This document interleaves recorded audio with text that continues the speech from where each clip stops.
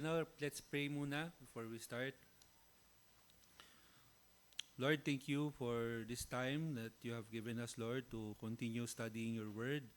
I pray, Lord, that you would sustain every one of us, Lord. We know that days can be tiring and sometimes we can feel physically weak, Lord, sa study. I pray that you would grant us strength by your grace, by your mercy, understand po namin yung lesson and that we would benefit much from it, Lord. Guide us, Lord, because these are needed for our spiritual growth. So Lord, makita namin to not just academic exercise, but Lord, something that is helpful for our walk so that we might know you, Lord. In all these, Lord, we pray that you be glorified. This is our prayer in Jesus' name. Amen. All right. So tayo po ngayon, we're now in lesson number 2. Lesson 2. That is how to know the Bible. So if you have your handouts, so please open your handouts kung naiwan sa bahay. So next time, don't forget to bring para you won't get lost no, sa lesson po natin. Pag wala pa po kayong lesson, please approach Sister Minnie or Sister Lay to purchase and to get a copy. As much as possible, please don't lose your copy kasi limited lang yung number na meron tayo. No? We don't know in the future kung meron pa tayong mag-attend sa class. Also, let's try to keep ito munang handouts for those who are attending church. I know some of us might want to give to our relatives or friends, pero let's keep it here muna sa church kasi nga limited lang ang copies natin. Lord willing, next time mas makakuha tayo ng mas marami, we'd be able to sell, to give to even our friends and relatives. Okay? So, open po ninyo sa lesson number 2. We have a memory verse dito. Pero before we proceed dito sa memory verse na to, does anyone remember yung una nating memory verse? The memory verse from lesson number 1. 2 Timothy 3:16. Meron ba makamemorize? 2 Timothy 3:16.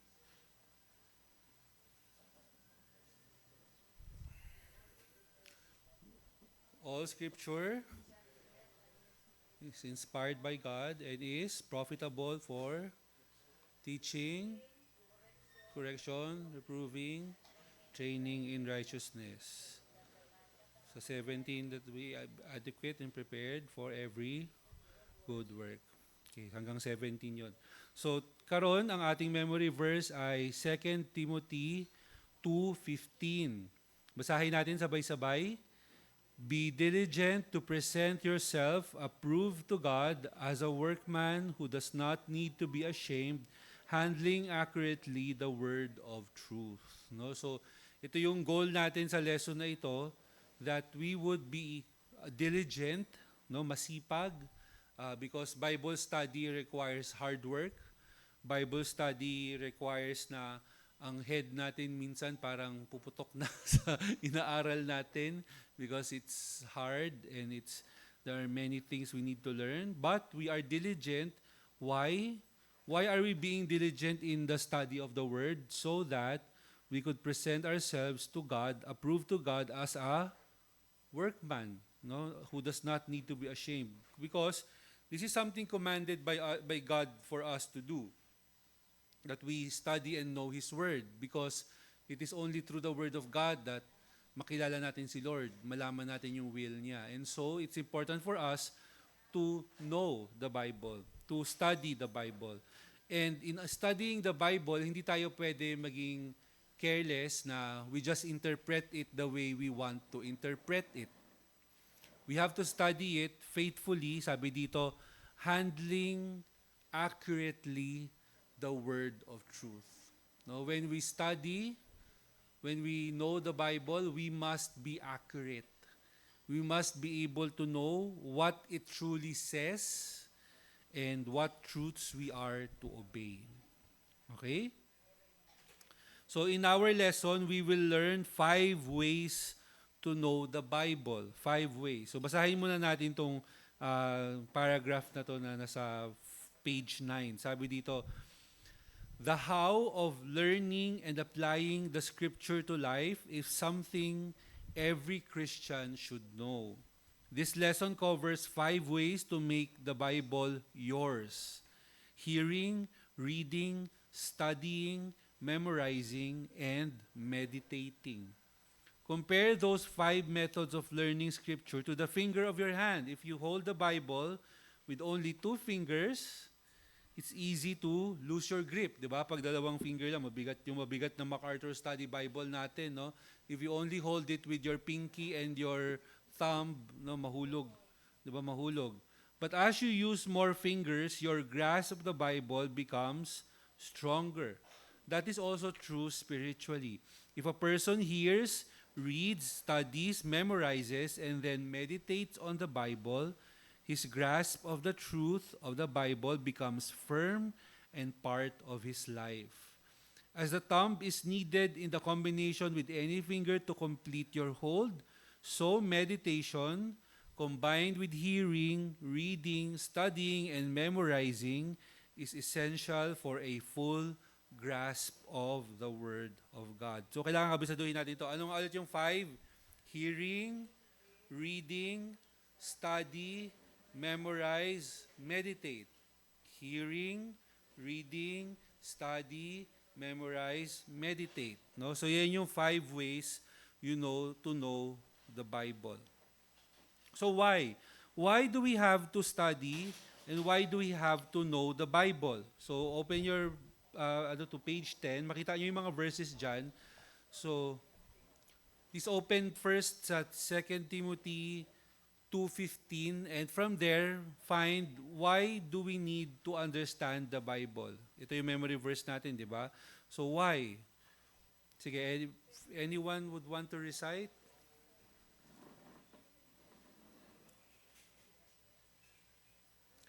Based on 2 Timothy 2:15, why should we know or understand the Bible?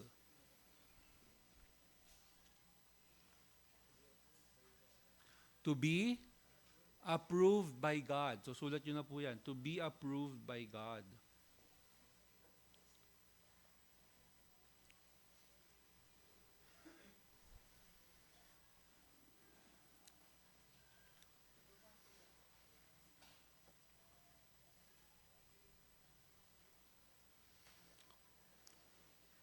Okay, how about 1 Peter 2:2? Why do we need to know or understand the Bible based on 1 Peter 2:2? Yan, so that we might grow in salvation.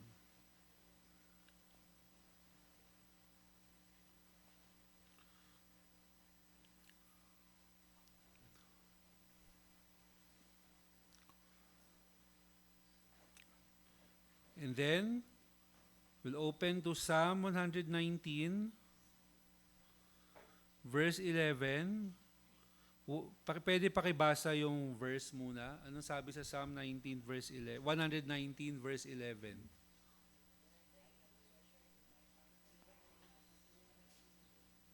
Okay, so ano yung reason kung bakit natin aalamin yung word? So that you may not sin against God.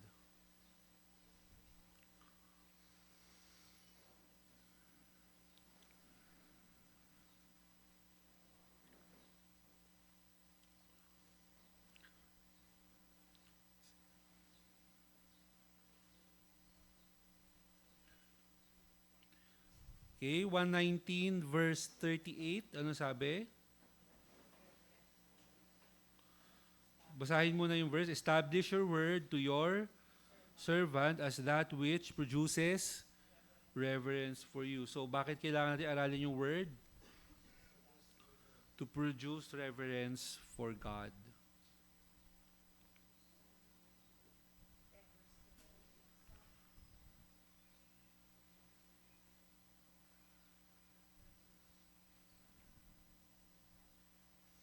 Okay pa? Nakasunod pa lahat? Hindi naman kailangan mag-slow down.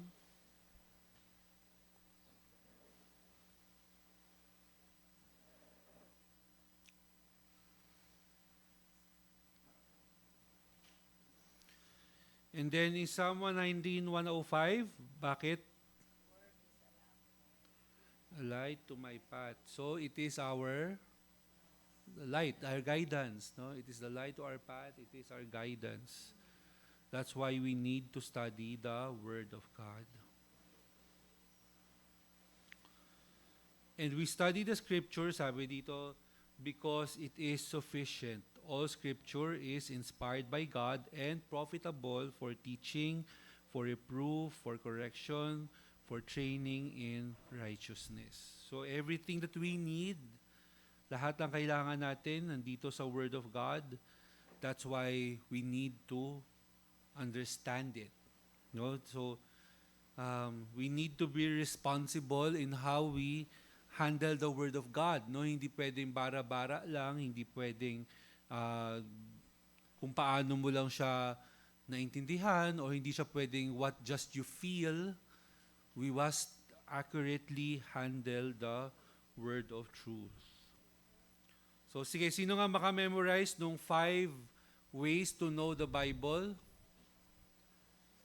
Close, hear, read, study, memorize, meditate. Okay. So dun muna tayo sa hear. No, sabi sa Romans 10:17, faith comes from what? From hearing. And hearing by the what? By the word of Christ. So para magkaroon tayo ng totoong faith, a faith that is producing salvation for us, we must hear. And we hear by the word of Christ. Open your Bibles to Luke 11:28.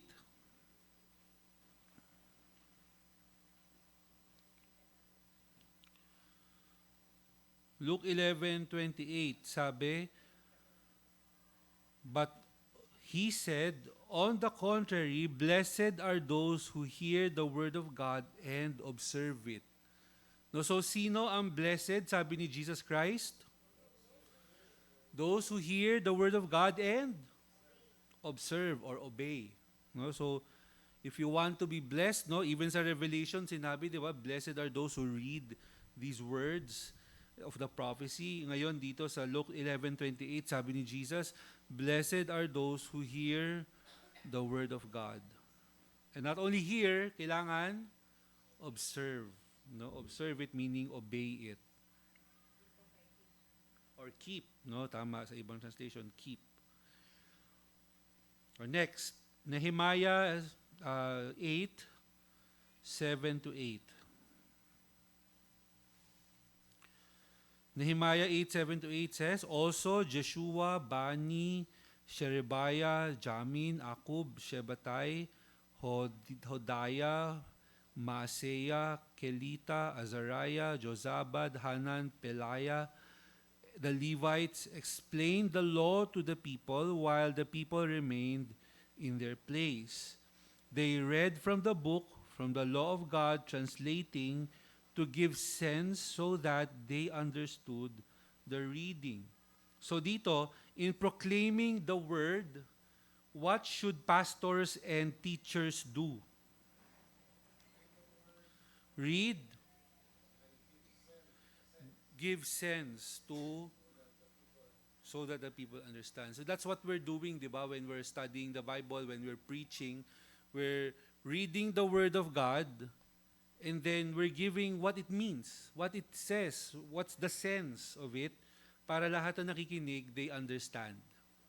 No, kung explain, yes, no, to explain. And it's very important, no, even sa mga nagtuturo dito sa iba-ibang ministry, no, na when we explain the Word of God, we make sure that those who listen can understand.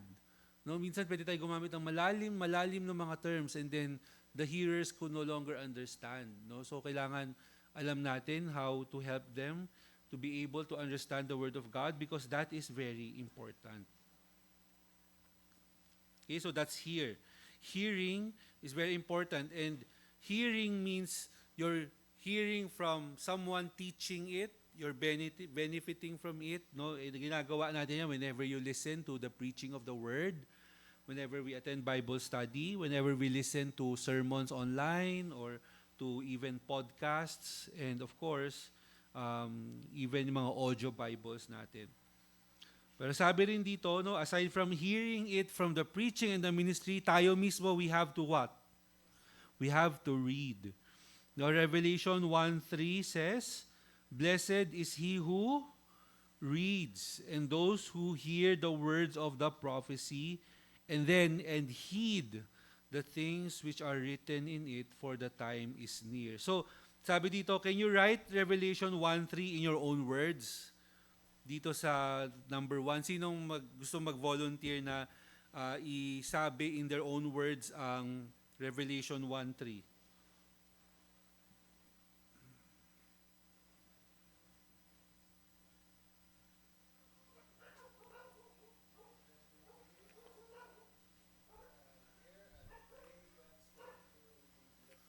Yan, no, pwede, no? And nakita nyo yung sa verse na to, nakita nyo yung sense of urgency dun sa Revelation 1:3. Bakit? The time is near, no? Bakit kailangan natin basahin, pakinggan ang words ng Panginoon, no, the prophecy? Because the time is near. So yan, sulat niyo in your own words, Revelation 1:3.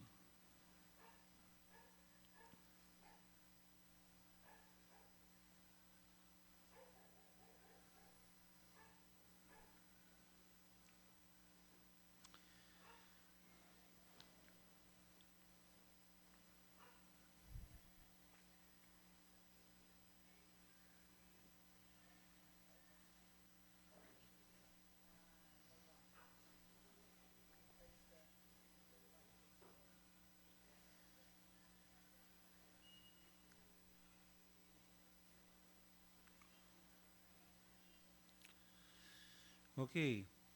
1 Timothy 4:13. Ano daw ang kinomand ni Paul kay Timothy to give his attention to?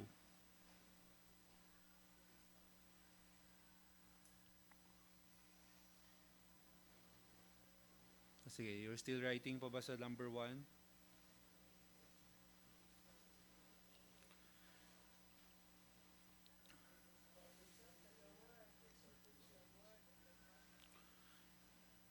Yan. No? So, napansin niyo yung part ng mga service nila during this time. They give attention to public reading of Scripture, exhortation, and teaching. No? So, iba ang public reading, iba ang exhortation, iba ang teaching. Bakit sila kailangan mag-public reading during this time? Yeah, no, limited ang copy nila ng Scripture. Not everyone has a Bible in their home. So they need to gather together to read the Bible so that lahat sila marinig nila yung Word of God. Tayo, we have the benefit of having our own copy of the Bible. Sobra-sobra pa, no? Lagpas pa isa. We have digital copy pa, no? We have printed copies. Pero do we read? Do we read the Word of God? No? So, dito publicly, no, we also try, if you napansin niyo sa preaching natin, I ask you to stand, we read the Bible before we proceed dun sa preaching. Because even if meron na tayong kanya-kanyang copy ng Bible, it's still important for us na ma-remember that our preaching and the service is centered on the Word of God, no, and not just the opinion of man. So we have to read the Bible. Meron na ba kayong daily reading plan for the year? Lahat meron? Not consistent, no? Lahat tayo aminado dyan, no? Not as consistent.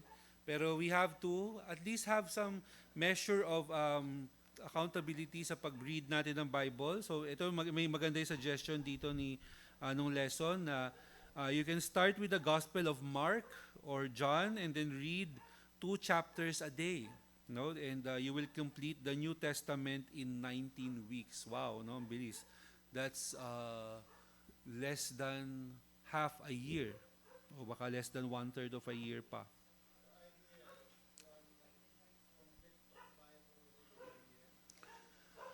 Ideal, not necessarily. That's a good pace, pero sometimes even if you read the Bible in a year, hindi mo naman matandaan or maano lahat.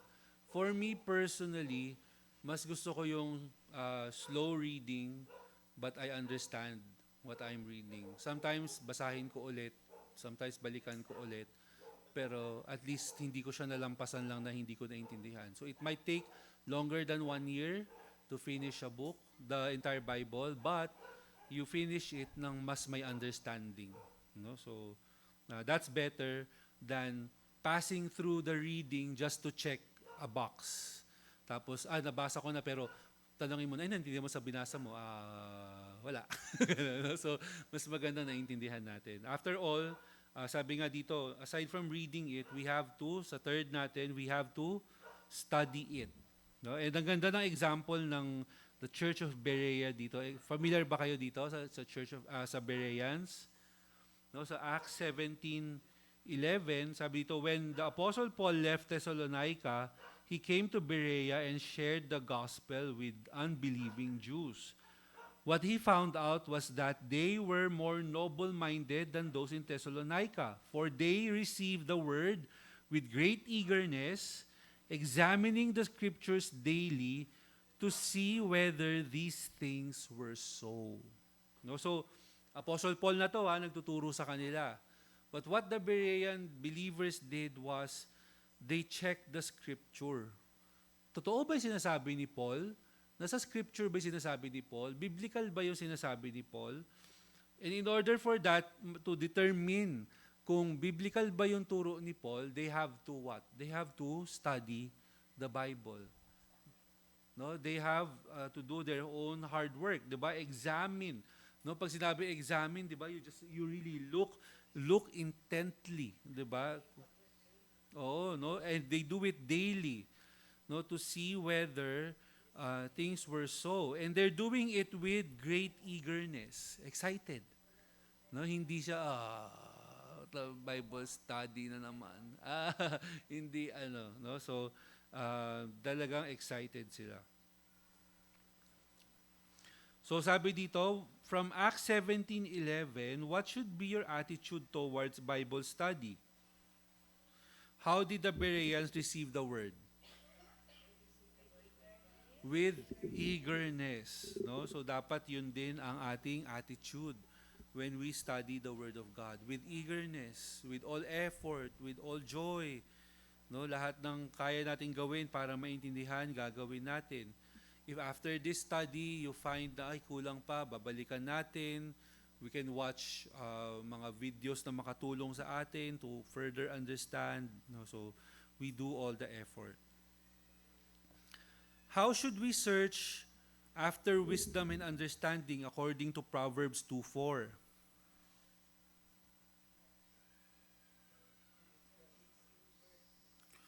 Search for her as for hidden treasures, no? Or seek her as silver or as hidden treasure.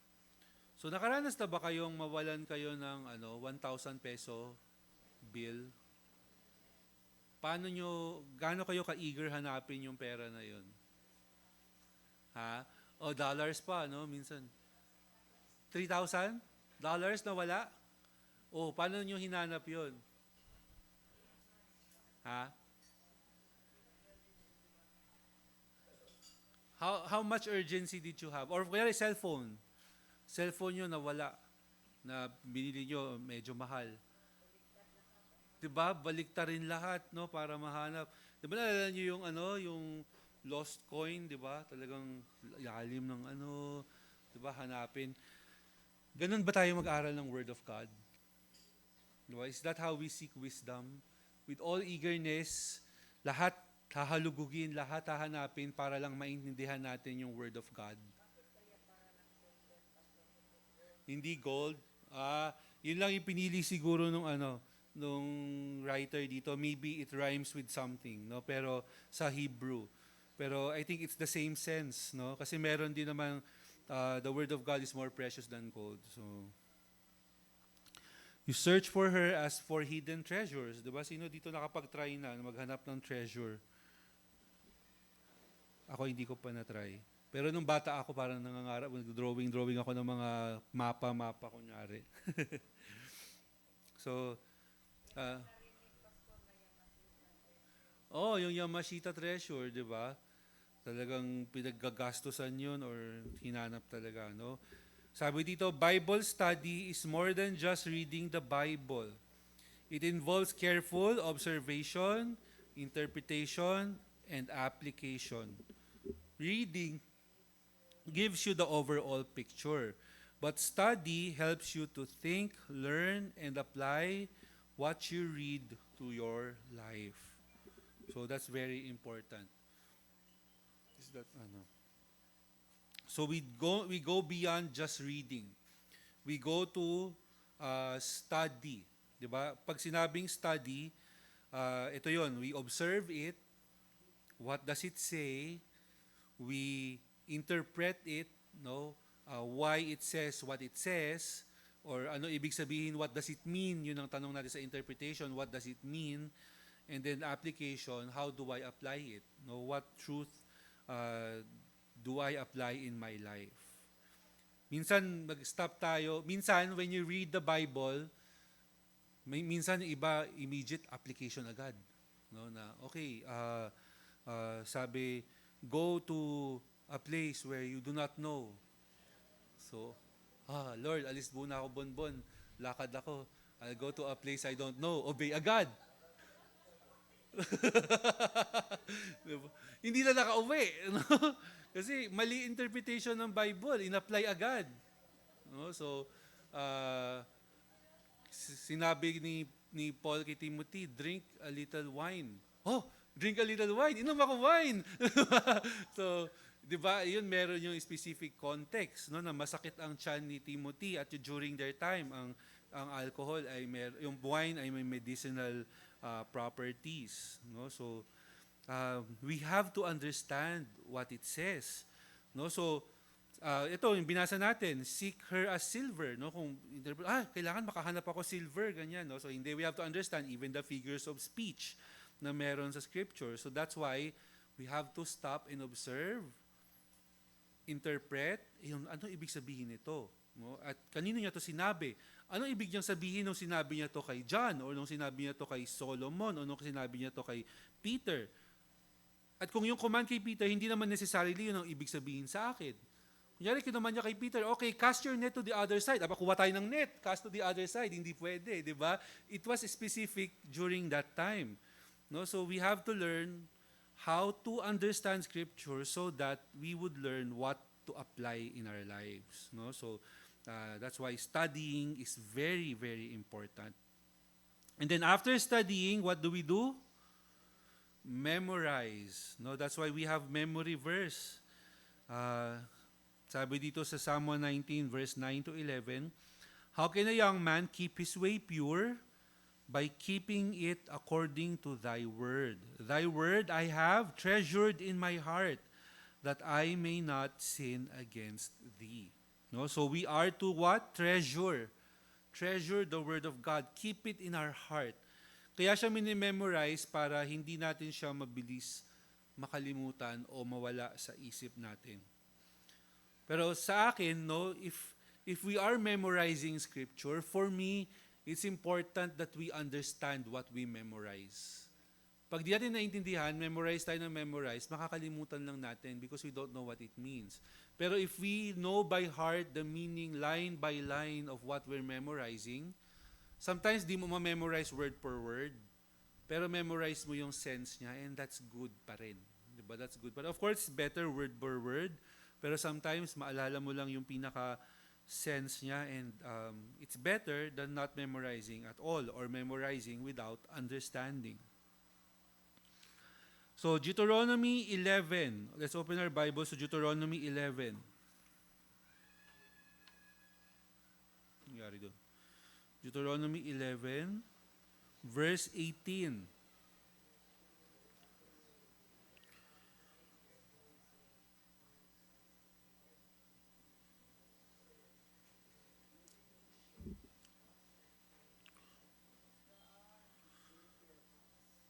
Yan. So saan daw ang dapat gagawin sa word?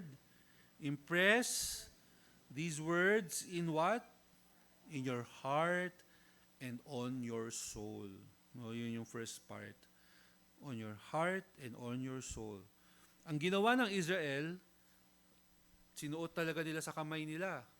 At meron talaga sila sa ulo nila, yung mga phylacteries kung tawagin, may box talaga sila na may nakasulat na Word of God. Kabisado rin naman nila, pero was it in their heart? And was it in their soul? Yun yung nire-reprove ni Jesus Christ sa kanila. Diba? You know the Word of God. You know it leads to Jesus Christ, pero they refuse to believe Jesus Christ. So, ang turo ni Lord, impress these words of mine in your heart. No? Hindi lang porket marami kang nakapost na Bible verses sa bahay mo na iba-iba, okay na yon. No? You have to know them, impress them in your heart. And then, in verse 19, ano pa ang turo?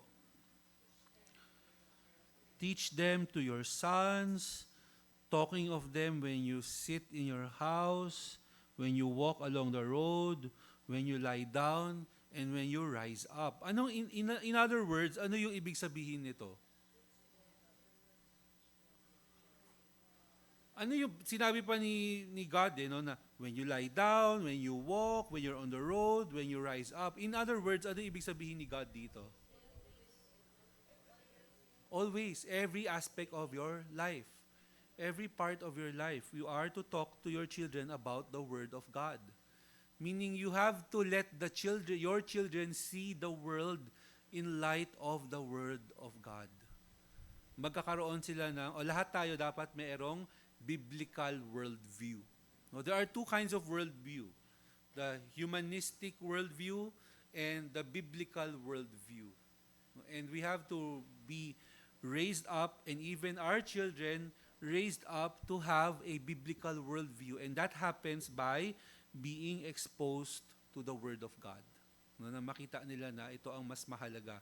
That we have to view the world in light of the Word of God. So let's read Matthew 4, verse 4, verse 7, verse 10.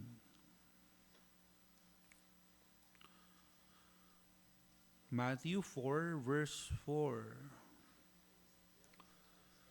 Sabi dito, but it is written, man shall not live on bread alone, but on every word that proceeds out of the mouth of God. Now, this is during the time of Jesus' temptation sa wilderness. Verse 7 says, on the other hand, it is written, you shall not put the Lord your God to the test. And in verse 10 it says, then Jesus said to him, go, Satan, for it is written, you shall worship the Lord your God and serve Him only. So during these three confrontations with Satan, what did Jesus do to overcome his temptations? Use the scripture. Napapansin niyo, puro quotation yung mga sinabi ni Jesus dito. And these are quotations from the Old Testament. So he used the scriptures. And so, how do we apply this example in our own life?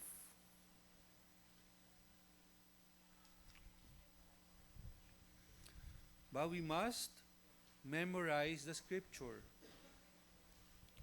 And when there are temptations in our lives, what do? We fight it with the Word of God. No, not, 'di ba? Sabi the sword of the Spirit, no? Tapos kumuha ng actual na sword. Kailangan ko ng sword pa. No, so hindi. We need the Word of God. Okay, now we go to Psalm 40 verse 8.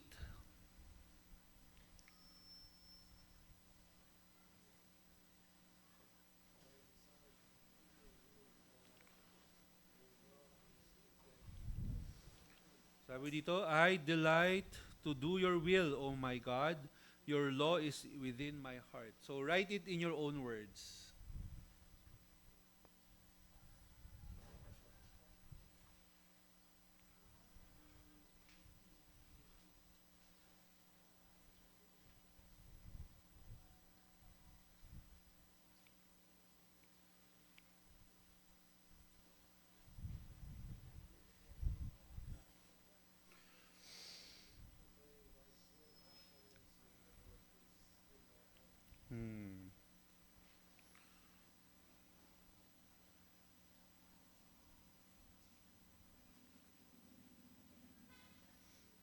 Okay? Ito nga no, sabi dito sa box, it is easier to memorize with a purpose. Understanding the meaning or application of the passage will make memorizing easier. No, that's why whenever we have memory verse, no, maganda inaaral natin or ina-explain natin yung memory verse para mas mabilis siyang maintindihan. Okay, so ano ulit yung apat so far? Hear, read, study, memorize, and last one, meditate. So when we meditate, no, at ano sabi dito sa Psalm chapter 1 verse 1 to 3, how blessed is the man who does not walk in the counsel of the wicked, nor stand in the path of sinners, nor sit in the seat of scoffers, but his delight is in the law of the Lord, and in his law he meditates day and night. He will be like a tree firmly planted by streams of water, which yields its fruit in its season, and its leaf does not wither, and whatever he does, he prospers. So, what does meditating mean? Parang, ganun ba yun, meditate? Lulutang, ano na-imagine nyo kung lumulutang ako? Ba nag-meditate? Ano sabihin ng meditate? Reflect, internalize. No, dito sa box natin sabi, meditation is prayerful reflection on Scripture with a view toward understanding and application. Give prayerful thought to God's Word with the goal of conforming your life to His will. So yan yun, no? Titignan mo yung Word, pag-pray ka, syempre, assuming na you already read, hear, read, study, memorize, now you ask, okay, sabi ni Lord, I should meditate on His law day and night. Ginagawa ko ba yun? Am I meditating on His Word day and night? O sobrang dalang ko lang magbasa ng Word of God? O mas binimeditate ko pa yung mga pinapanood kong palabas kaysa sa Word of God? No? So, and that, seeing the Word of God, dadalhin tayo sa, okay, there's something in my life na hindi tama with regards to the Word of God, and I must conform to the Word. So, you ask the Lord for forgiveness, you ask the Lord for grace to help you, tulungan kayo na masunod ang salita ng Diyos. No? Meditation. All of this process, again, yung 5, hear, read, study, memorize, meditate, ay part and important sa ating pag-aaral ng Word of God. No? So, lahat ito gagawin natin. Sabi sa Joshua 1:8,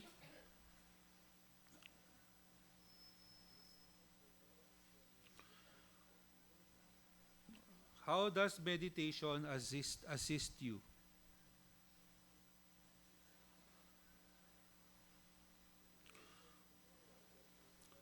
You meditate on it day and night. Why? So that you may be careful to do according to all that is written in it. And what is the result? For then you will make your way prosperous and you will have success. So, how does meditation assist you? You are able to do or obey what the Word of God says. If we study it, memorize it, pero hindi natin ni-reflect sa life natin, what is the use of the memorization? Diba? What is the use of that? So we have to really learn to study it and apply it in our lives. Ito sa number 3, tanong sa atin, do you think God's Word can affect your speech and actions? Yes, let's look at Luke 6:45.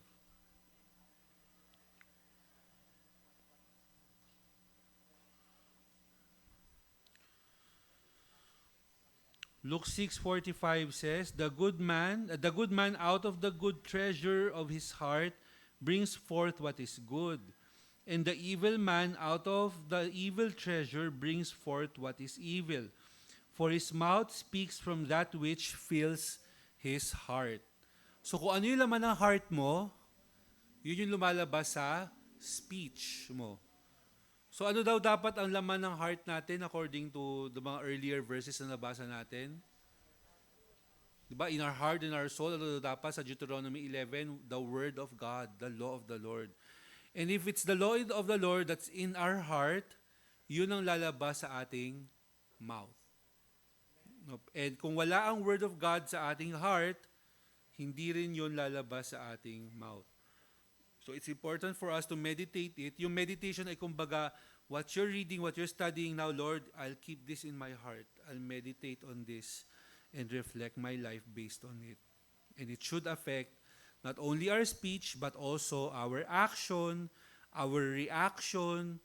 No, pati minsan, pati yung mga, alam niyo yung reaction nyo pag nagulat. Tapos di ba, minsan kung ano-anong words ang lumalabas sa bibig, no? Kasi yun yung laman ng heart eh. So that's why it's important na yung laman ng heart natin laging word of God so that even yung mga reaction na unguarded tayo, ang lalabas ay hindi something na hindi kalooban ni Lord. Alright? Again, dito naman sa number 4, based on, besides being diligent in learning God's Word, what else should we do in order to understand it? Psalm 119 verse 73.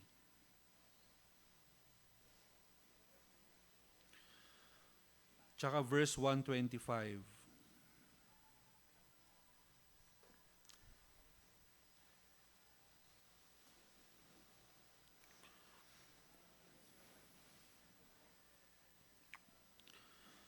Sa 73, sabi niya, your hands made me and fashioned me. Give me understanding that I may learn your commandments. Sa verse 125, sabi, I am your servant. Give me understanding that I may know your testimonies. Anong ginagawa ng psalmist dito?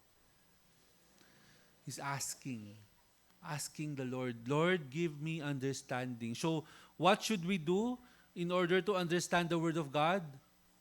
Ask the Lord. Ask the Lord, help me. Lord, give me understanding. Naalala ko nung unang-una ko inaaral yung Book of Revelation to prepare for teaching it. Ang daming beses ko, Lord, hindi ko maintindihan ano ibig sabihin nito, paano ko ito ituturo, ganyan. No? So, pero the Lord is faithful to grant understanding so that His Word can be understood, His Word can be taught. No, sa tingin nyo ba, ginawa ni Lord ang Bible para hindi siya maintindihan? No. No, the Lord gave the Word of God for us to understand His will. Kaya nga niya pinasulat, kaya niya pinapass throughout generations. Kaya dumaan sa madaming matinding pagsubok at hanggang sa dumating na meron tayong Bible, pinreserve ni Lord to throughout the centuries, throughout the ages, para tayong lahat will be able to read, to understand, and to apply the Word of God. So I pray na ito yung maging application natin sa life natin when we have the Word of God, when we have the Bible. No? Hindi lang tayo contented sa hearing.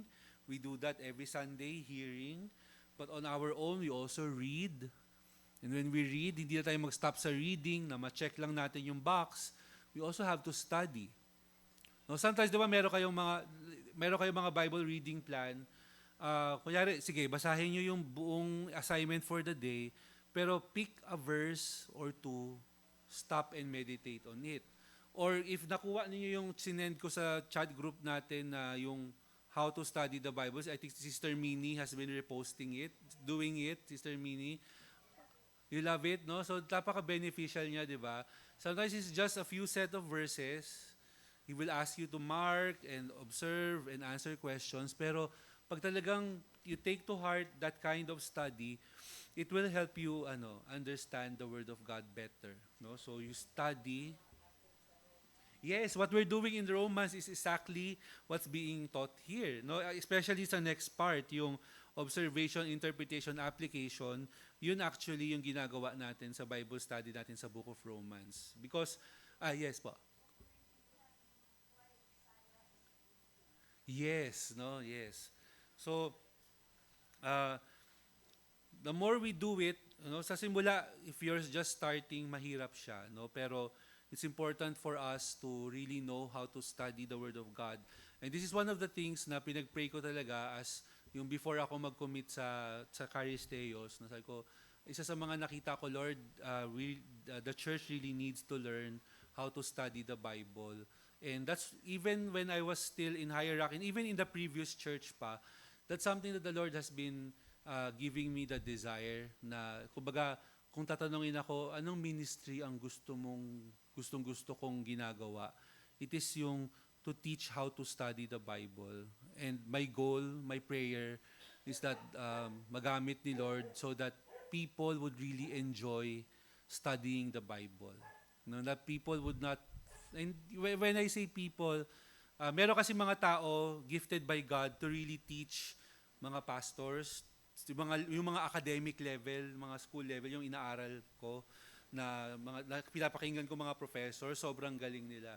But ako in my heart, my prayer is, Lord, use me to be able to teach even the ordinary members of the church, the nanays, the ates, na hindi naman necessarily academically mag-aaral sa seminary, but I want everyone to really enjoy the process of studying the Bible na in a simple way but in an understandable way so that it would be enjoyed and applied by everyone sa life. No? So, yun yung goal one of our goals as a church. So if hindi pa kayo naka-attend sa Romans Bible Study, try to join para hindi kayo masyadong malayo dun sa lesson. No? We're still in chapter 1 at tutuloy-tuloy natin yan, Lord willing, hanggang matapos natin yung buong Romans.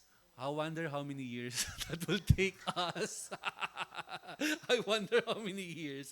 Pero let's just enjoy the process, no?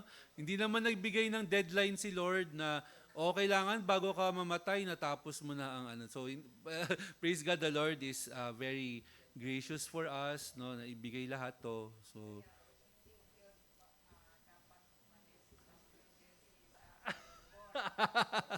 yeah. So, let's see how the Lord will direct us, no, sa mga next few years. Or baka naman may ma-raise up na si Lord na kaya na rin magturo ng ganun over the next few years, no. So,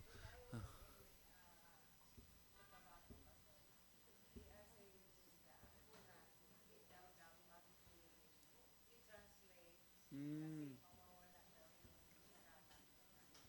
yes, yes.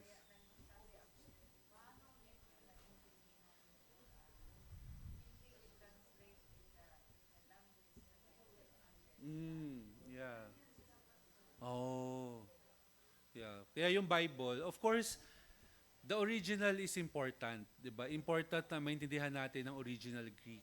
Pero uh, by God's grace, He has given us translations that are faithful to the Greek.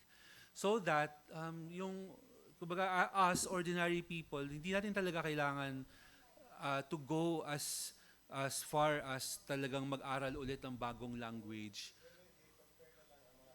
Yes, yes. Pwede na i-compare ang mga translations.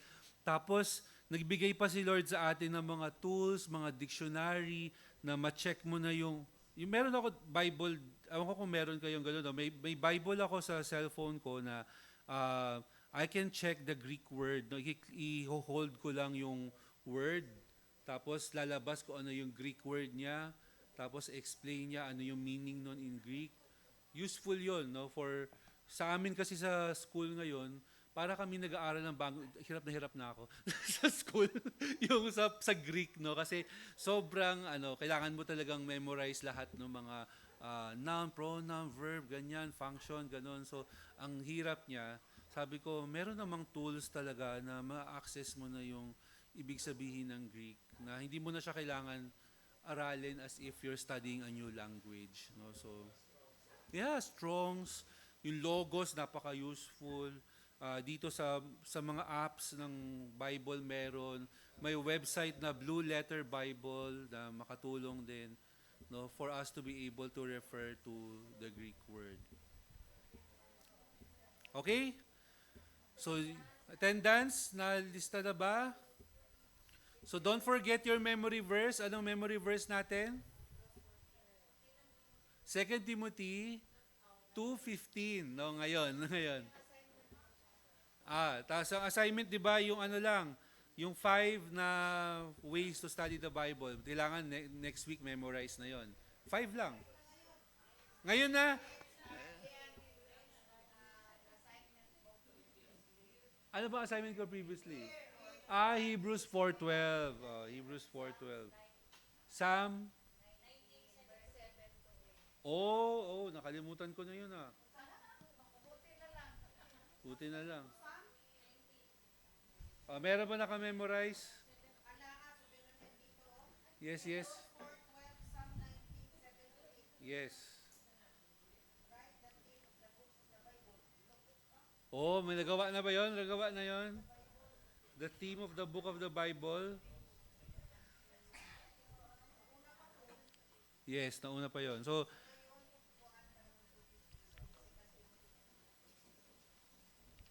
sige lang, wala muna tayong assignment for next meeting. Just go back and study itong mga inaral natin, memorize yung 5. 'Di ba itong 5, nakita niyo yung kamay na drawing?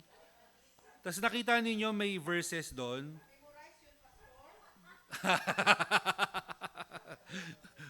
Memorize kung kaya, study, no? Alamin niyo yung mga verses na 'yon. At kaya yan. Okay? Yung 5 na yan. So, as you study, yung hear, read, study, memorize, meditate, familiarize yourself with the verses na nandiyan din.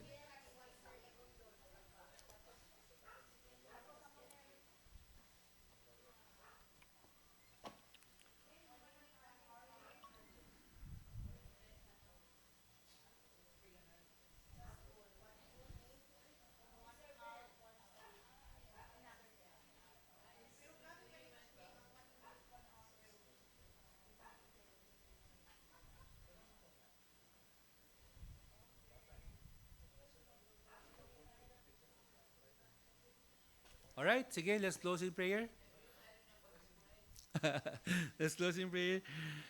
Lord, thank you for your precious word that you have given us. And so, Lord, help us na talaga, Lord, we take all the efforts to study your word, for us to hear, read, study, memorize, and meditate on your word. That we take it seriously, that we do it with eagerness, and that we want to learn what it says so that we may be able to meditate and apply it in our lives, Lord. I pray that you'll be glorified, Lord, by this pursuit. This is your will, Lord, so we know that you will help each and every one of us, Lord, no matter the age, no matter the mental capacity. Alam ko, Lord, lahat kaya niyo pong tulungan to understand. Help us to realize that we always need to ask wisdom from the Holy Spirit, from you, so that we would be able to understand and live and apply your word, Lord. Guide us, O Lord, and keep everyone safe as we go home. Keep everyone safe throughout the week, Lord. There are so many things happening around our country, Lord. In all these things, Lord, we pray that no matter what happens, we will glorify you. This is our prayer. In Jesus' name we pray. Amen. Okay.